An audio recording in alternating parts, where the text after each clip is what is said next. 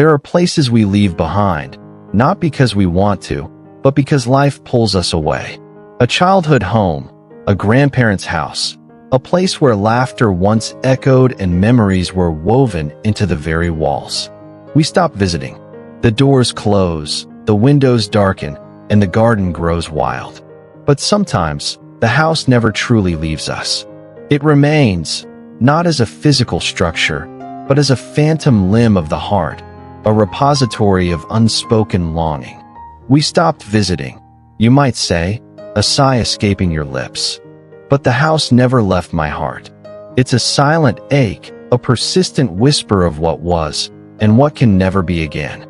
How do we reconcile with a past that lives so vividly within us, yet is physically out of reach? How do we find peace when our heart still resides in a place we can no longer call home? The human heart is a vast and intricate tapestry, woven with threads of connection, love, and memory. When a physical place, especially one imbued with deep familial bonds, becomes inaccessible, these threads don't simply vanish. They retract, becoming unseen, yet still profoundly felt. This isn't merely nostalgia. It's a deeper, often unacknowledged longing for the sense of belonging, the comfort, and the identity that such a place represented. From a Buddhist perspective, this persistent attachment to a past place and its associated memories is a form of clinging, upadana, a fundamental cause of suffering, dukkha.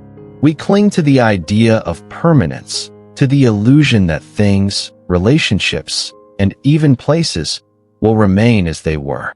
When reality inevitably shifts, the gap between our expectations and the truth creates a profound sense of loss and unease. The challenge lies not in forgetting, but in understanding the nature of this attachment and finding a path to liberation, allowing the heart to find peace even when the physical home is gone. In Buddhist teachings, the suffering we experience from a past place or relationship, even when it's no longer physically present, is rooted in several key concepts. Anicca, impermanence. Everything is constantly changing. The house, the people, the relationships, all are subject to change and decay. Our suffering arises when we resist this fundamental truth, wishing things would remain fixed and eternal. The house in our heart is a memory, a snapshot of a moment in time. But the reality is that time moves on, and with it, all things transform. Dukkha, suffering/dissatisfaction, the clinging to impermanent things inevitably leads to suffering. When we hold on to the idea of the house as it once was, or the relationships as they once were, and reality presents a different picture, the discrepancy creates pain. This pain isn't just sadness, it's a deep dissatisfaction with the way things are, a yearning for what is no longer. Anatta, non-self. Our sense of self is often intertwined with our experiences, relationships, and the places we inhabit. When a significant place like a childhood home is no longer accessible, it can feel like a part of ourselves has been lost. However, the Buddhist teaching of anatta reminds us that there is no fixed, permanent self.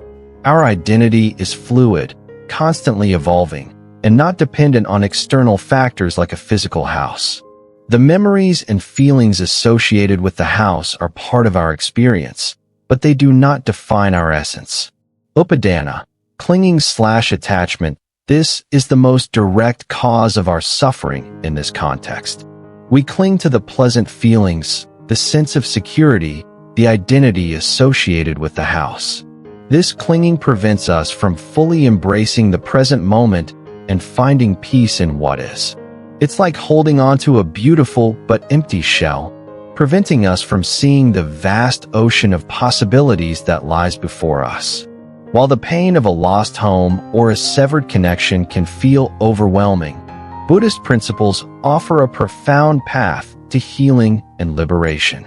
It's not about forgetting the past, but about transforming our relationship with it, allowing us to carry the essence of those memories without being burdened by their absence.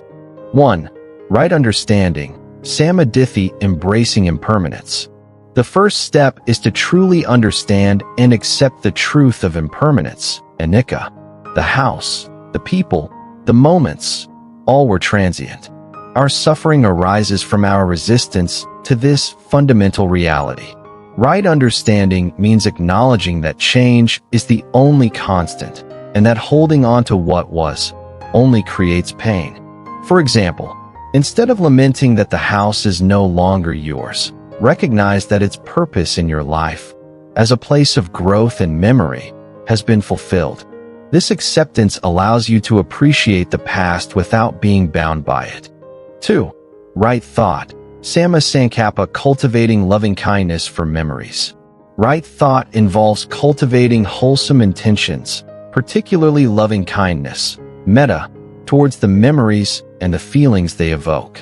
Instead of allowing nostalgia to morph into longing or sadness, consciously direct thoughts of metta towards the past.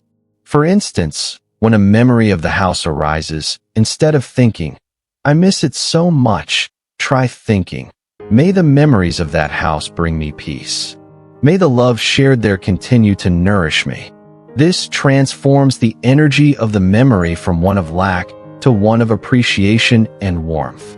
It's about holding the past with an open heart, acknowledging its beauty without demanding its return.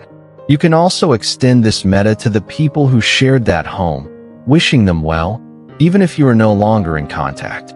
This practice purifies the mind, releasing the bitterness of loss and cultivating a gentle acceptance.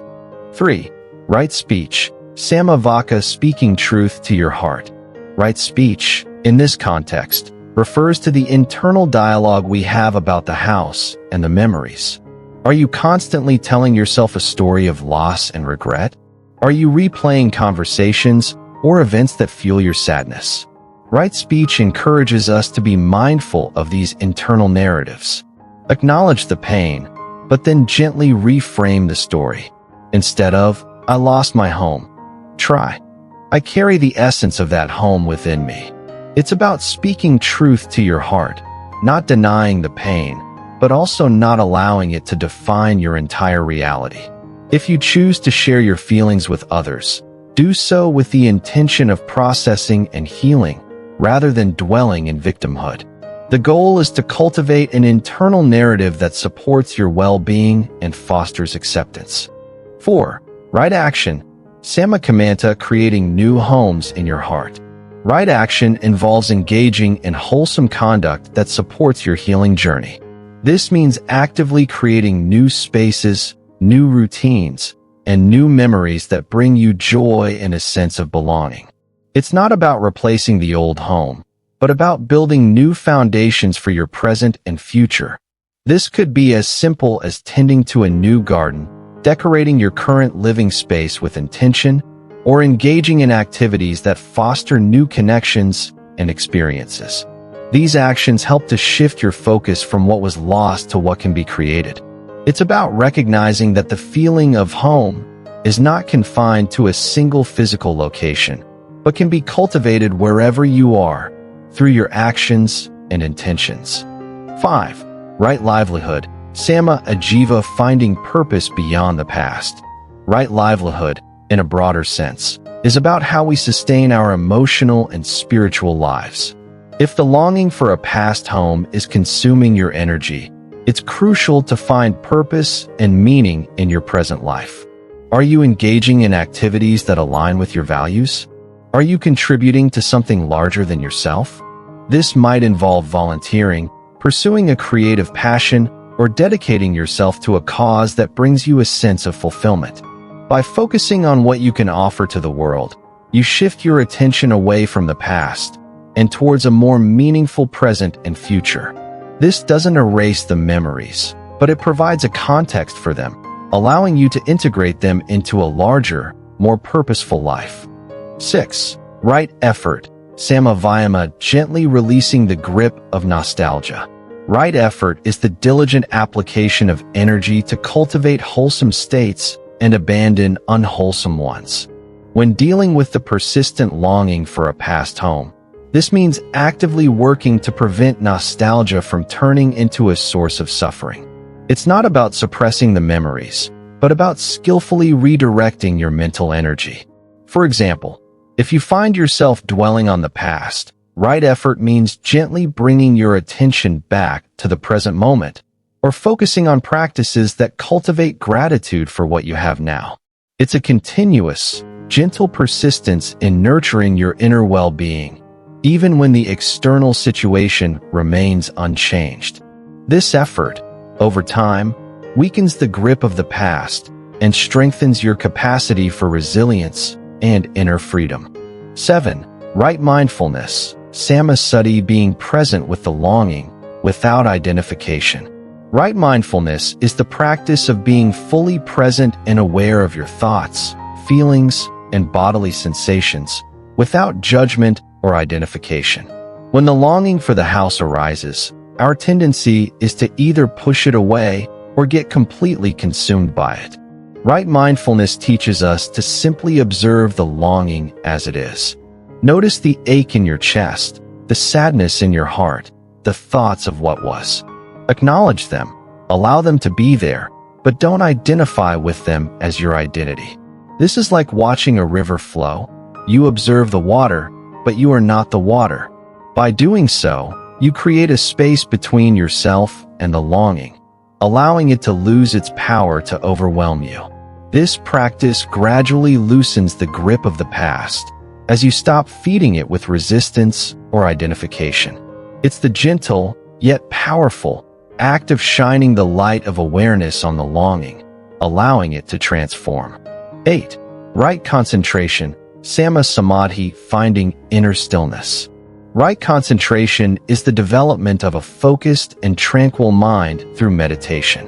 When our minds are agitated by unresolved longings and emotional pain, it's difficult to find clarity or peace. Right concentration provides the stability needed to truly apply the other aspects of the path. Through practices like mindfulness of breathing, you train your mind to stay in the present moment, to observe without attachment. As your concentration deepens, you experience profound states of inner peace and stillness, which naturally dissolve the agitation caused by the lingering longing. This is the ultimate tool for finding freedom, as it allows you to directly experience the unconditioned nature of your mind, free from the suffering caused by clinging. It's the deep, nourishing rain that washes away the dust and allows the true self to emerge, unburdened by the past. The house we leave behind may never be revisited, but the home it represents can be carried within us, not as a source of pain, but as a foundation of love and memory. The Buddhist path teaches us that true home is not a physical place, but a state of being, a state of peace, acceptance, and inner freedom. By understanding the nature of impermanence, cultivating loving-kindness, and practicing mindfulness, we can transform our relationship with the past. We can learn to hold our memories with a gentle hand, appreciating their beauty without being bound by their absence. The house may be gone, but the home in your heart can be a sanctuary of peace, a testament to the enduring power of love and the liberating wisdom of letting go. If you are carrying the weight of a home that no longer exists, which aspect of the Noble Eightfold Path will you choose to cultivate today to begin building a sanctuary of peace within your own heart? If this exploration has resonated with you, please consider subscribing to the Noble Wisdom Path. Share this video with someone who might be struggling with a similar sense of loss, and let us know your thoughts in the comments below. Together, let's walk the path towards true freedom and peace.